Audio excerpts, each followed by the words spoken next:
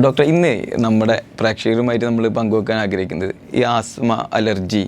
ഇപ്പോൾ ഈ പൾമണോളജിയിൽ നമുക്ക് ഒരുപാട് കണ്ടുവരുന്ന ഒരുപാട് കോമൺ സംഭവങ്ങളുണ്ട്. ഇപ്പോൾ ഒരുവിധം എല്ലാവരും ഒന്നെങ്കിൽ അലർജി അതല്ലെങ്കിൽ ആസ്മ രോഗികളാകുന്നുണ്ട്. അപ്പോൾ ഇതൊരു ശരിക്കും ഒരു സൈക്കോളജിക്കൽ ഇഷ്യൂ മാത്രമല്ലല്ലോ, ശ്വാസം കിട്ടായിക അല്ലെങ്കിൽ ശ്വാസം മുട്ടൽ പ്രശ്നങ്ങൾ.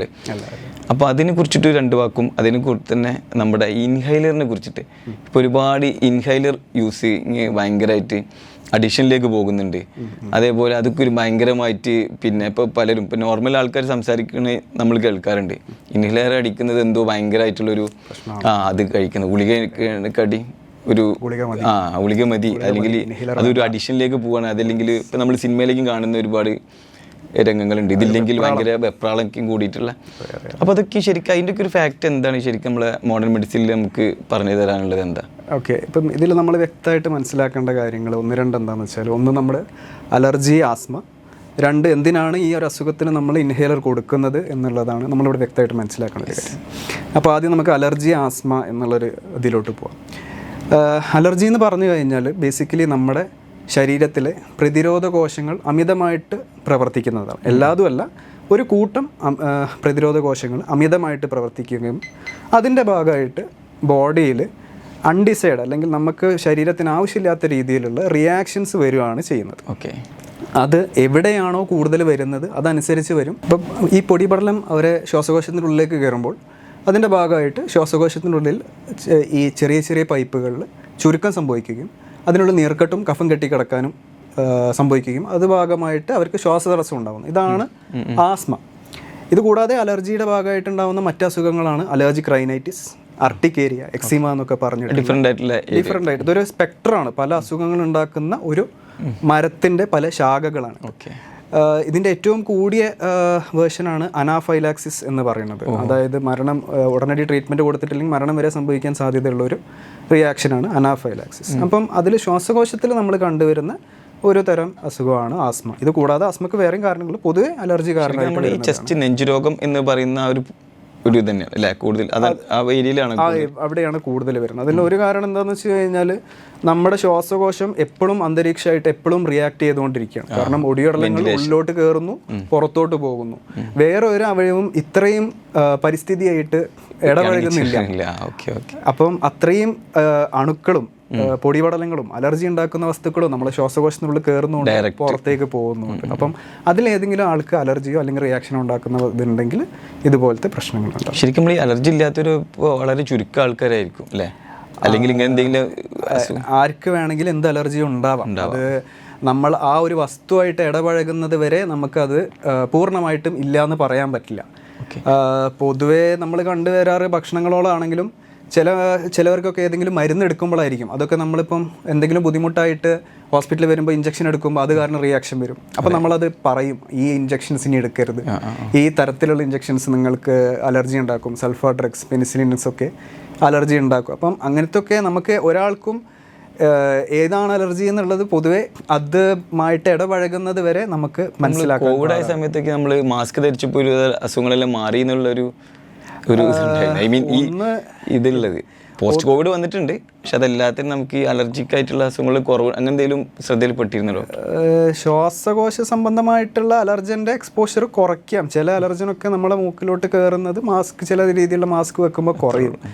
പക്ഷേ അതൊരു പൂർണ്ണമായിട്ടും ശാശ്വതമായിട്ടുള്ള ഒരു ഇതുമല്ല. പിന്നെ രണ്ട്, ആസ്മയിൽ എന്താണെന്ന് വെച്ച് കഴിഞ്ഞാൽ ഇപ്പം ചിലവർക്ക് അവരവരെ ജോലി സ്ഥലത്തു നിന്നുണ്ടാവുന്ന പൊടിപടലങ്ങളും അതല്ലെങ്കിൽ അവിടെ നിന്നുണ്ടാവുന്ന വസ്തുക്കളിൽ നിന്നും അതിൻ്റെ റിയാക്ഷനായിട്ട് ആസ്മ ഉണ്ടാകും. ഒക്യുപേഷണൽ ആസ്മ എന്നൊക്കെ പറഞ്ഞിട്ടുണ്ട്. അപ്പോൾ ഇതൊക്കെ അതിന് പ്രായോഗികമായിട്ടുള്ള മാസ്കുകളും എക്യുപ്മെൻറ്റ്സും ഒക്കെ വെച്ചിട്ട് തടയാൻ പറ്റുന്നതാണ്. അപ്പോൾ അതുപോലെയൊക്കെയുള്ള വസ്തുക്കളിൽ നമുക്ക് എന്താണെന്ന് വെച്ച് കഴിഞ്ഞാൽ മാസ്ക് ഇതൊക്കെ വെച്ച് കഴിഞ്ഞാൽ ഒരുവിധം ആ അസുഖങ്ങളൊക്കെ തടയാവുന്നതേ ഉള്ളൂ. ഇത് കാരണം വരുന്ന ആസ്മകൾ തടയാവുന്നത്. ശരിക്കും നമ്മൾ ഇൻഹൈലർ തന്നെയാണോ ഏറ്റവും സേഫ് ആയിട്ടുള്ള മാർഗം? ഇതാണ് നമ്മൾ രോഗികൾ നമ്മളെടുത്ത് വരുമ്പോൾ രണ്ടാമത് വരുന്ന നമ്മൾ ഫേസ് ചെയ്യുന്ന കാര്യം. ആൾക്കാരിലുള്ള ഒരു വലിയൊരു കൺഫ്യൂഷൻ, ഇൻഹേലർ ഒരു അഡിക്ഷൻ ആവുമോ, ഇൻഹേലർ ഒരു പ്രശ്നമാണോ, നമ്മൾ ഇൻഹേലർ കൊടുത്തു കഴിഞ്ഞാൽ അവരെന്തോ മാരകമായൊരു രോഗിയായി പിന്നെ ഇൻഹേലർ ഇല്ലാതെ മുന്നോട്ട് ഒരിക്കലും പോകാൻ കഴിയില്ല എന്നുള്ളൊരു ധാരണയിലോട്ട് പോവാണ്. അപ്പോൾ അതിൽ അവിടെ നമ്മൾ അറിഞ്ഞിരിക്കേണ്ട രണ്ട് കാര്യം എന്താണെന്ന് വെച്ചാൽ, എന്താണ്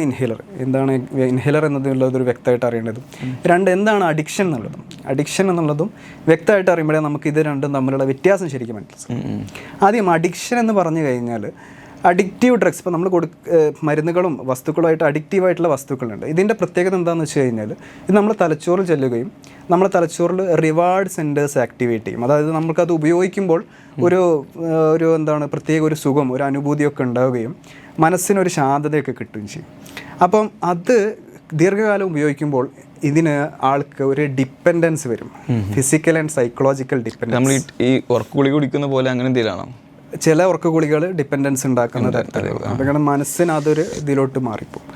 രണ്ട്, അത് അയാൾക്ക് കിട്ടാതെ വരുമ്പോൾ വിത്ഡ്രോവൽ സിംറ്റംസ് ഉണ്ടാകും. അതായത് കിട്ടാതെ വരുമ്പോൾ ഉണ്ടാകുന്ന വെപ്രാളം പോലെ, ആൽക്കഹോളിക്കുകൾ, അത് വിറയലും അവർക്ക് ഇതൊക്കെ ആയിട്ട് ഉണ്ടാകുന്ന വിത്ഡ്രോവൽ സിംറ്റംസ് ഉണ്ടാകുന്നത് പോലെ വിത്ഡ്രോവൽ സിംറ്റംസ് ഉണ്ടാകും ഇത് കിട്ടാതെ വരുമ്പോൾ. ഇനി അത് അവർ ഇതിനെക്കുറിച്ച് മനസ്സിലാക്കുമ്പോൾ, ഇത് കേടാണെന്ന് മനസ്സിലാക്കുമ്പോൾ അവർ നിർത്താൻ ശ്രമിച്ചാലും അവർക്ക് സ്വമേധയാ നിർത്താൻ പറ്റാത്തൊരവസ്ഥയുണ്ടാവും.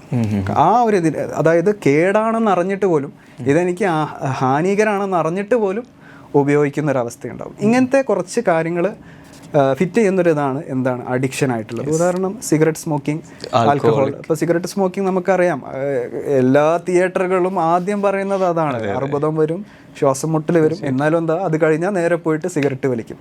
ഇത് അറിയാഞ്ഞിട്ടല്ല, പക്ഷേ നിർത്താനുള്ള ആ ബുദ്ധിമുട്ട്. മറിച്ച് ഇൻഹേലർ എന്താണ്? ഇൻഹേലർ എന്ന് പറഞ്ഞാൽ ശരിക്ക് പറഞ്ഞാൽ അതൊരു ഡിവൈസാണ്. നമുക്ക് മരുന്ന് ഒരു ശരീരത്തിലെത്തിക്കാനുള്ള ഡിവൈസ് പോലെ. ഏതുപോലെ? സിറിഞ്ച് പോലെ. ഓക്കെ. സിറിഞ്ചിൽ എന്താ ചെയ്യുന്നത്? നമ്മൾ മരുന്ന് ലിക്വിഡ് ഫോമിലാക്കിയിട്ട് ഞരമ്പിലായിട്ട് കുത്തിവെക്കും. അപ്പോൾ എന്താ, പെട്ടെന്ന് ശരീരത്തിലോട്ട് എത്തുകയും പെട്ടെന്ന് ആക്ഷൻ കിട്ടുകയും ചെയ്യും. ഇൻഹേലറിൽ നമ്മളെന്താ ചെയ്യുന്നത്? മരുന്ന് സ്പ്രേ രൂപത്തിലാക്കിയിട്ടും അല്ലെങ്കിൽ പൊടി രൂപത്തിലാക്കിയിട്ടും നമുക്ക് വേണ്ട സ്ഥലത്തോട്ട് എത്തിക്കാം. പൊതുവേ നമ്മൾ ഇൻഹേലർ കൊടുക്കുന്നത് ശ്വാസകോശ സംബന്ധമായിട്ടുള്ള അസുഖങ്ങൾക്കാണ്. അതായത് നേരത്തെ ഡിസ്കസ് ചെയ്ത പോലെ ആസ്മ പോലെയുള്ള ഒരു അസുഖം തന്നെയാണ് വേറൊരു അസുഖമാണ് COPD. ഇത് അലർജിയുടെ ഭാഗമല്ല, ഇത് സ്മോക്കിങ്ങിൻ്റെ ഭാഗമായിട്ടുണ്ടാകുന്ന ഒരു അസുഖമാണ് COPD. അപ്പം ഇൻഹേലർ എന്ന് പറഞ്ഞാൽ ബേസിക്കലി ഒരു മരുന്ന് ഡെലിവർ ചെയ്യാനുള്ള ഒരു ഡിവൈസ് മാത്രമാണ്, അല്ലാതെ ഒരു പ്രത്യേക ഒരു മരുന്നല്ല.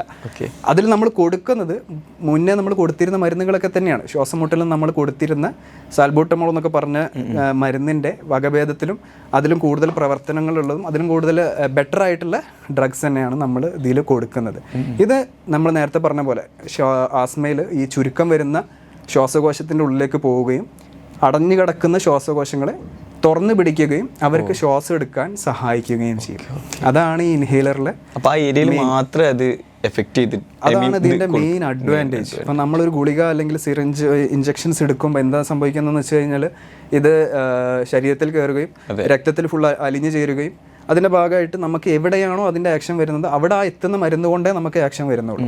മറിച്ച് ഇൻഹേലർ പൊതുവെ നമ്മൾ കൊടുക്കുന്നത് ശ്വാസകോശ സംബന്ധമായ രോഗങ്ങൾക്കായതുകൊണ്ട് ഇൻഹേലർ ഡയറക്റ്റ് ശ്വാസകോശത്തിനുള്ളിലേക്ക് പോവുകയും അവിടെ നമുക്ക് വേണ്ട ആക്ഷൻസ് കിട്ടുകയും ചെയ്യുന്നു. അതുകൊണ്ട് തന്നെ നമുക്ക് ഇതിൽ കൊടുക്കേണ്ട ഡോസ് വളരെ കുറവാണ്. നമ്മൾ ഗുളികകളിൽ മില്ലിഗ്രാം 10 മില്ലിഗ്രാം 20 മില്ലിഗ്രാം എന്ന് പറഞ്ഞ ഡോസ് കൊടുക്കുന്നിടത്ത് ഒരു ഇൻഹേലറിൽ മൈക്രോഗ്രാമിൻ്റെ ഡോസേ ഉള്ളൂ. അതായത് അത്രയും ചെറിയ ഡോസേ നമുക്ക് കൊടുക്കേണ്ട ആവശ്യമുള്ളൂ. ഈ ചെറിയ ഡോസിൽ തന്നെ നമുക്ക് എന്താണ് ഇഞ്ചക്ഷനും ഗുളികകളിൽ നിന്ന് കിട്ടുന്ന അതേ എഫക്റ്റ് കിട്ടുന്നുണ്ട്. ഇതുകൊണ്ട് തന്നെ നമുക്ക് പല തവണകളിലും ദീർഘകാലം ഈ മരുന്ന് കൊടുക്കുന്നതിലും യാതൊരു പ്രശ്നമില്ലാത്തതാണ്. പ്രാക്ടിക്കലി പറയുകയാണെങ്കിൽ, നമ്മൾ ഈ കാണുന്ന രോഗികളിൽ പ്രാക്ടിക്കലി പറയുകയാണെങ്കിൽ ഇതുമൂലം സൈഡ് എഫക്റ്റുകൾ ഇല്ല എന്ന് തന്നെ പറയാം.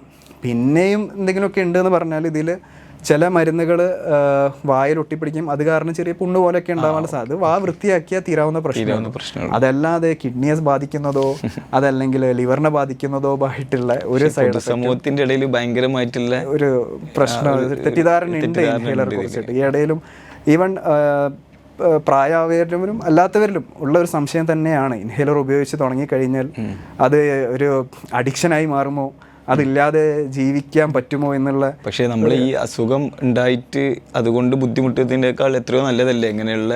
Of course. ഇല്ലാതെ എന്താണെന്ന് വെച്ച് കഴിഞ്ഞാൽ ഈ രോഗത്തിൻ്റെ ഒക്കെ ഒരു പ്രത്യേകത എന്താണെന്ന് വെച്ചാൽ, ഇപ്പോൾ നമ്മൾ നേരത്തെ പറഞ്ഞ പോലെ ആസ്മ, ഇത് അവരവരെ ശരീരത്തിൻ്റെ റിയാക്ഷനാണ്, പുറത്തുനിന്ന് വരുന്ന പൊടിപടലങ്ങളായിട്ടുള്ള ശരീരത്തിൻ്റെ റിയാക്ഷനാണ്. അപ്പം അത് നമുക്ക് പൂർണ്ണമായിട്ടും പല സന്ദർഭങ്ങളിൽ മാറ്റിയെടുക്കാൻ പറ്റിയെന്ന് വരില്ല. അപ്പം അങ്ങനത്തെ ഒരു സന്ദർഭങ്ങൾ നമുക്ക് എന്താണെന്ന് വെച്ച് കഴിഞ്ഞാൽ ഇവർക്ക് ദീർഘകാലം മരുന്നുകൾ കൊടുക്കേണ്ടി വരും. ദീർഘകാലം കൊടുക്കേണ്ട മരുന്നുകൾ എപ്പോഴും കുറഞ്ഞ ഡോസിലും വേറെ സൈഡ് എഫക്റ്റ് ഇല്ലാത്ത മരുന്നുകളാകുമ്പം അതല്ല എപ്പോഴും ഉചിതമായുള്ളത്. അതുകൊണ്ട് തന്നെയാണ് ഇൻഹേലർ നമ്മൾ പൊതുവെ കൊടുക്കാറുള്ളത്. ഇൻഹേലർ ഗുളികകളും ഇഞ്ചക്ഷനും വെച്ച് നോക്കുമ്പോൾ ഡോസുകൾ വളരെ കുറവാണ്, ദീർഘകാലം ഉപയോഗിക്കുന്നതെന്നാണ്. രണ്ട്, ഇതുപോലത്തെ ഇൻഹേലറൊക്കെ നമുക്ക് കൂടെ കൊണ്ടുപോയി ഒരുപാട് മോഡൽസ് ഇപ്പോൾ ഇറങ്ങിയിട്ടുണ്ടോ, അതോ ഒരു മെത്തേഡ് തന്നെ ഉള്ളൂ? ഇപ്പം പുതിയ മോഡലുകൾ വന്നിട്ടുണ്ട്. കാര്യമായിട്ടും രണ്ട് തരത്തിലാണ് നമുക്ക് ഇൻഹേലേഴ്സ് കൊണ്ട് നടക്കാവുന്ന ഇൻഹേലേഴ്സ് ഉള്ളത്. ഒന്ന് MDI എന്ന് പറയുന്ന മീറ്റർ ഡോസ് ഇൻഹേലർ. ഇത് സ്പ്രേ രൂപത്തിലാണ് വരിക. ഇതിൽ നമ്മൾ ഈ കാണുന്ന കാനിസ്റ്ററിലായിരിക്കും മരുന്ന് ഡോസ് ചെയ്തിട്ടുണ്ടാവുക. ഇത് വെച്ചിട്ട് അടിക്കുന്നതിനനുസരിച്ചിട്ട് നമുക്ക് മരുന്ന് ഡെലിവർ ആക്കാവുന്നതാണ്. എത്ര വയസ്സ് മുതലാണ് ഇത് കൊടുത്തത്? ഇൻഹേലർ അങ്ങനെ കൊടുക്കുന്നതിന് വയസ്സിന് അങ്ങനെ ഇതും പ്രശ്നങ്ങളൊന്നുമില്ല. അപ്പം നമുക്ക് ഈ ചെറിയ കുട്ടികളാണെങ്കിൽ പോലും ശ്വാസതടസ്സം ഉണ്ടാകുമ്പോൾ ഇൻഹേലർ തന്നെ നമുക്ക് കൊടുക്കാവുന്നതാണ്. കൊടുക്കുന്ന ഡോസ് മാത്രം ആ പ്രായത്തിന് വെയിറ്റിനും അനുസരിച്ചിട്ട് അഡ്ജസ്റ്റ് ചെയ്താൽ മതി. ഇത് കൂടാതെ നമ്മളതിലുള്ളത് ഡ്രൈ പൗഡർ ഇൻഹേലർ എന്നാണ്. ഡ്രൈ പൗഡർ ഇൻഹേലർ ഗുളിക രൂപത്തിലായിരിക്കും ഉണ്ടാവുക. അത് ഇതുപോലത്തെ വലിക്കാനുള്ള ഡിവൈസിൻ്റെ ഉള്ളിലിടുകയും അത് പൂട്ടിയിട്ട് വായിൽ വെച്ചിട്ട് നീട്ടി ശ്വാസം എടുക്കുമ്പോൾ ഉള്ളിലേക്ക് എത്തുകയും ചെയ്യും. ഇത് മെയിനായിട്ട് എന്തിനാന്ന് വെച്ച് കഴിഞ്ഞാൽ ഈ സ്പ്രേ രൂപത്തിലുള്ളത് എടുക്കുമ്പം ഒരു ഹാൻഡ് മൗത്ത് കോർഡിനേഷൻ വേണം. അതായത് ഈ മരുന്ന് അടിക്കുന്ന സമയത്ത് തന്നെ അത് ഉള്ളിലേക്ക് വലിച്ചെടുക്കാനുള്ള ഒരു കോർഡിനേഷൻ വേണം. അപ്പം പ്രായവരിലൊക്കെ നമ്മൾ കാണുന്ന ഒരു പ്രശ്നം എന്താണെന്ന് വെച്ചാൽ ഇതുവരെ അടിക്കുമ്പോൾ പുറത്തോട്ട് അപ്പോൾ എന്ത് പറ്റുമെന്ന് വെച്ചാൽ മരുന്ന് കംപ്ലീറ്റ് പുറത്തോട്ട് പോവാണ്. അപ്പോൾ ഒരു കോർഡിനേഷൻ വേണം. അപ്പോൾ അങ്ങനെ ഇല്ലാത്തവർക്ക് നമുക്ക് സെറ്റ് ചെയ്യാം. പിന്നെ ഇതല്ലാതെ ഇത് നമുക്ക് എന്താണ് സ്പേസർ എന്ന് പറഞ്ഞിട്ടുള്ള ഒരു ഡിവൈസിൽ ഫിറ്റ് ചെയ്തിട്ട് അതുവഴി മരുന്ന് ആ സ്പേസറിൻ്റെ ഉള്ളിലേക്ക് അടിക്കുകയും അതുവഴി ഉള്ളിലേക്ക് എടുക്കാനും സാധിക്കുന്നുണ്ട്. അപ്പോൾ കുട്ടികളിലും പ്രായമായവർക്കും കോർഡിനേഷൻ ഇല്ലാത്തവർക്ക് നമുക്ക് കൊടുക്കാൻ പറ്റുന്ന ഒരു ആൾട്ടർനേറ്റ് മെത്തേഡാണ് ഇൻഹേലർ MDI വിത്ത് സ്പേസർ. അത് നമ്മൾ കൊടുക്കാവുന്നതാണ്. ഇതുപോലെ ഇൻഹേലർ ഡിവൈസ് കുറേ ഡെവലപ്പായി വന്നിട്ടുണ്ട്. ഇതെല്ലാതും ഓരോരോ പ്രായത്തിനും സാഹചര്യത്തിനനുസരിച്ച് നമ്മൾ കൊടുക്കാറുണ്ട്. നമ്മുടെ OPയിൽ ഇപ്പോൾ ഡോക്ടർ ഇങ്ങനെ സംസാരിച്ചപ്പോൾ എനിക്ക് മനസ്സിലായ വിഷയമാണ്. ഇപ്പോൾ നമ്മളിത് പ്രിസ്ക്രൈബ് ചെയ്യുമ്പോൾ ഇപ്പോൾ നമ്മൾ പലരും ഉണ്ടല്ലോ, പല ഏജിലുള്ളവർക്ക് ഇത് കൊടുക്കും. അപ്പോൾ അവരുടെ ഉപയോഗം കറക്റ്റായിട്ടാണോ അവർ റിവ്യൂവിന് വരുമ്പോൾ പറയാറ്, അതോ അതിലെന്തെങ്കിലും? നമ്മൾ റിവ്യൂവിൽ വരുമ്പം കാര്യമായിട്ട് ചെക്ക് ചെയ്യുന്ന ഇൻഹേലർ ഒരിക്കൽ കൊടുത്തു കഴിഞ്ഞാൽ കാര്യമായിട്ട് ചെക്ക് ചെയ്യുന്ന ഒരു കാര്യം എന്താണ്, അവർ ഉപയോഗിക്കുന്ന ഇൻഹേലറിൻ്റെ ടെക്നിക്ക് ശരിയാണോ. സ്റ്റഡീസ് പ്രകാരം നമ്മൾ കണ്ടിട്ടുള്ളത് മോർ ദാൻ 50%, ഓൾമോസ്റ്റ് 70% വരെ ആൾക്കാർ ഇൻഹേലർ ഉപയോഗിക്കുന്ന വിധം തെറ്റാണ്. ഇതുകൊണ്ടാണ് പൊതുവേ ഇൻഹേലർ ഉപയോഗിക്കുന്നതിൽ അവർക്കൊരു ആശ്വാസം കിട്ടാതെയും രോഗമുക്തി കിട്ടാതെ വരുന്നതും. ചോദിച്ചു കഴിഞ്ഞാൽ അവർ പലരും കാണിച്ചു കൊടുക്കുക എങ്ങനെയാണെന്ന് വെച്ച് കഴിഞ്ഞാൽ സ്പ്രേ രൂപത്തിൽ സൈഡിലോട്ട് രണ്ട് അടിക്കുക, അതല്ലെങ്കിൽ അടിച്ചിട്ട് ഏർന്ന് വലിച്ചെടുക്കാനും അതുപോലെയൊക്കെയാണ് ആൾക്കാർ ട്രൈ ചെയ്യുന്നത്. ഇതല്ല അതിൻ്റെ ശരിയായിട്ടുള്ള ഉപയോഗം. അത് ഉപയോഗിക്കേണ്ട കറക്റ്റായിട്ടുള്ള ഫോമിൽ ചെയ്ത് കഴിഞ്ഞാൽ നമുക്ക് ഇൻഹേലറിൻ്റെ എഫക്റ്റ് കിട്ടുകയുള്ളൂ. ഇത് മുതിർന്നവർക്കും കുട്ടികൾക്കും ചിലപ്പോൾ ചെയ്തു വരാൻ ബുദ്ധിമുട്ടായിരിക്കും. അങ്ങനെയുള്ളവർക്കാണ് നമ്മൾ പൊതുവേ സ്പേസർ വെച്ചിട്ടുള്ള ഇൻഹേലർ കൊടുക്കാറ്. അതാവുമ്പോൾ എന്താണെന്ന് വെച്ചാൽ ആ സ്പേസറിൻ്റെ ഉള്ളിലേക്ക് ഇൻഹേലർ അടിക്കുകയും അതിൻ്റെ ഉള്ളിൽ നിന്ന് ഈ മരുന്ന് വലിച്ചെടുക്കാൻ പറ്റുന്നതാണ്. അതുകൊണ്ട് നമ്മൾ നേരത്തെ പറഞ്ഞ പോലെ ഈ ഹാൻഡ് മൗത്ത് കോർഡിനേഷൻ ഇല്ലെങ്കിലും കുഴപ്പമില്ല. കറക്റ്റ് മെഡിസിൻ കിട്ടും, ഇവർക്കുള്ളിലോട്ട് എത്തിക്കോളും, അതുവഴി എഫക്റ്റും കിട്ടിക്കോളും.